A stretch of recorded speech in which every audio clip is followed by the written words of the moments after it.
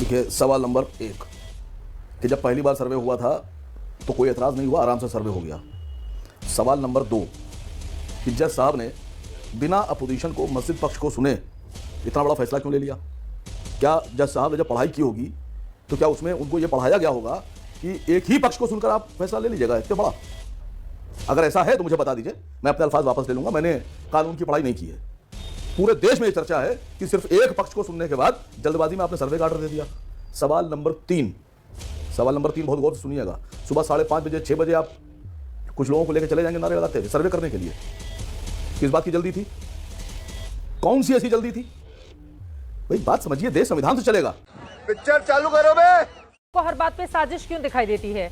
अगर कोर्ट के आदेश के बाद सर्वे करने के लिए टीम वहां पर गई थी, इतनी बड़ी तादाद में पत्थर कहां से इकट्ठे कर लिए जाते हैं? क्या ये चीजें आप लोगों को नहीं दिखाई देती? हमेशा सरकार और प्रशासन की नीयत पर भी तेरा तो गेम बजाना पड़ेगा। नहीं चित्रा, आपका सवाल बिल्कुल जायज है कि इतने पत्थर कहां से आ गए। जो सवालों का पत्थर आप हमारी तरफ और समाजवादी पार्टी की तरफ फेंक रही हैं, वही सवाल के पत्थर बेहतर होता कि योगी आदित्यनाथ की तरफ फेंका जाता कि इतने पत्थर कहां से आ गए। अगर इतने आतंकी और इतने फिरका परस्त लोग हमारे ही मुल्क में और उत्तर प्रदेश में कहां से आ जा रहे हैं, और योगी आदित्यनाथ से सवाल किए जाना चाहिए कि क्या योगी आदित्यनाथ, जिस तरह हमसे सवाल किया गया कि क्या हमारे सांसद का वहां हाथ है, यह सवाल किया जाना चाहिए कि क्या योगी आदित्यनाथ उत्तर प्रदेश की कानून व्यवस्था दुरुस्त करने में, उसको संभालने में फेल हैं? हाँ, फेल हैं। जिस योगी आदित्यनाथ की पुलिस लोगों को मतदान करने से रोकने के लिए पिस्तौल चलाती हो, गोली चलाती हो, उसी योगी आदित्यनाथ की पुलिस ने अब लोगों पे गोली इसलिए चला रही है क्योंकि योगी आदित्यनाथ की जो यूएसपी है वो हम आप सभी जानते हैं। You are right bro. जब जो सरकार इतना जल्दी में सर्वे करा रही, जिस सरकार में अपराधियों को पकड़ने में कई महीनों लग जाते हैं, जिस सरकार में एक बीएचयू के बेटी के साथ बर्बरता हुई और उस बेटी ने कोर्ट में कहा कि अभी तक पुलिस ने अपनी रिपोर्ट नहीं फाइल की, जिसके वजह से उसे न्याय नहीं मिल रहा, वो सरकार में धार्मिक मामलों पर इतनी जल्दीबाजी क्यों हो जाती? वो एक जो लाइन है ना कि उस हिटलरी गुमान पर सभी रहे हैं तू, और जिसमें शासन की कहानी हो गई है बंदूक।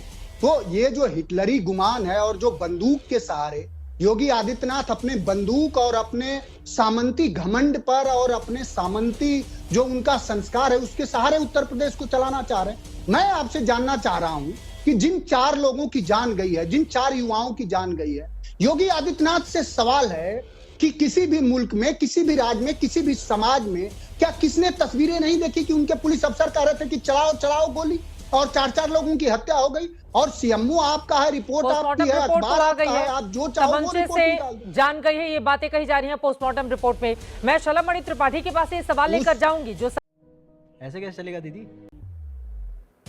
देखिए आपका सवाल बहुत समाचीन है और आपका सवाल बहुत जायज है कि कोर्ट का आदेश था। कतई कोर्ट का ये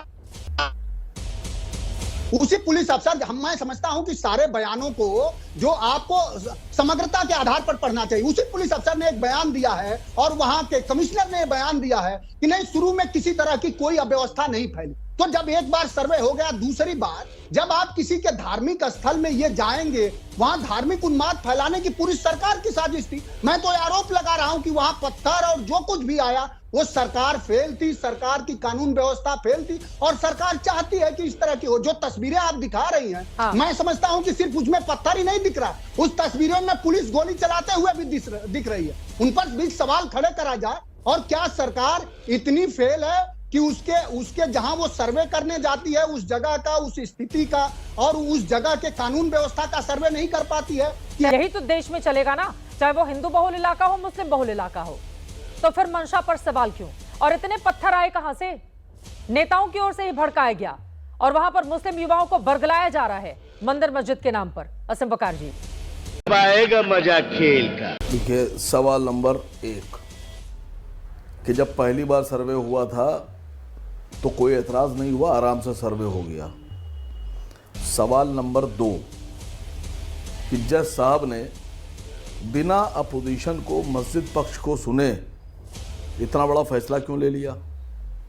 क्या जज साहब ने जब पढ़ाई की होगी तो क्या उसमें उनको ये पढ़ाया गया होगा कि एक ही पक्ष को सुनकर आप फैसला ले लीजिएगा इतना बड़ा? अगर ऐसा है तो मुझे बता दीजिए, मैं अपने अल्फाज वापस ले लूंगा। मैंने कानून की पढ़ाई नहीं की है। पूरे देश में ये चर्चा है कि सिर्फ एक पक्ष को सुनने के बाद जल्दबाजी में आपने सर्वे का ऑर्डर दे दिया। सवाल नंबर 3 बहुत गौर से सुनिएगा। सुबह 5:30 बजे 6 बजे आप कुछ लोगों को लेकर चले जाएंगे नारे लगाते हुए सर्वे करने के लिए। किस बात की जल्दी थी? कौन सी ऐसी जल्दी थी? भाई बात समझिए, देश संविधान से चलेगा। ये बड़ी अच्छी बात कही आप।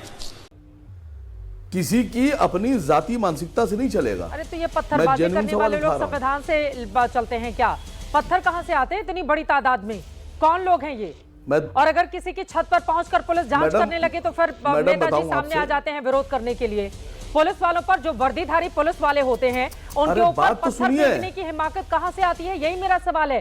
तुम्हारे जैसे लोग इस देश के लिए श्राप है। वो तो सर्वे करने के लिए ड्यूटी निभाने गए थे, उनको कोर्ट ने आदेश दिया था। असीम बकार जी, अरे मेरी बात तो पूरी हो जाने दीजिए।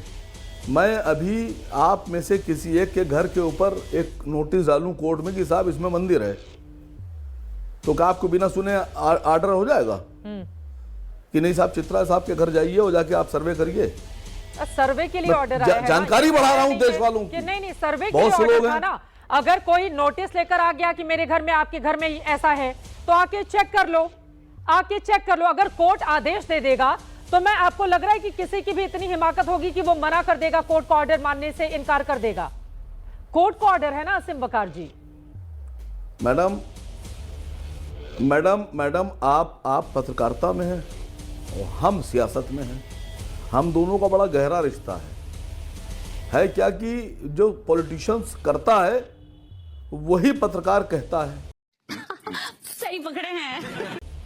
अब मसला यह है कि पहले उकसाओ, हालात बनाओ, भड़काओ, उसके बाद में आरोप लगाओ, फिर एफआईआर कराओ, सब खुद ही करो, दूसरे पक्ष को फंसाओ।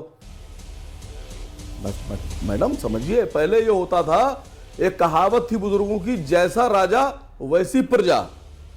मतलब अगर राजा खराब तो प्रजा खराब। आज कहावत बदल गई है मैडम, जैसी प्रजा वैसा राजा। आप इस बात की गहराई को समझिए जो मैं कह रहा हूं। आप अपनी कहती रहिएगा, हम अपनी बात कहते रहेंगे, लेकिन सच्चाई यह है कि क्या बिना दूसरे पक्ष को सुने क्या यह सर्वे का ऑर्डर होना चाहिए था?